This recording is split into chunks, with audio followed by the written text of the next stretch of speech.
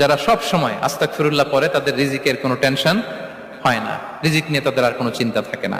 আল্লাহ নবী নূহ আলাইহিস সালাম যিনি ওনার জাতিগোষ্ঠীকে বলেছিলেন ফাকুলতু আস্তাগফিরু রাব্বাকুম ইন্নাহু কানা গাফফারা, তোমরা বেশি বেশি ইস্তেগফার পড়ো, তিনি ক্ষমাশীল।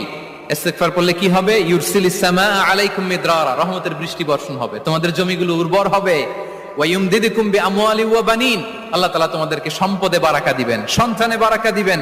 ওয়া ইয়াজআল লাকুম জান্নাতিন ওয়া ইয়াজআল লাকুম আনহারা, তোমাদের ফসল ক্ষেতগুলো সবুজ শ্যামল হয়ে ভরপুর হবে, তোমাদের রিজিকে বারাকা নেমে আসবে। তাহলে আমরা যেন বেশি বেশি ইস্তেগফার করি।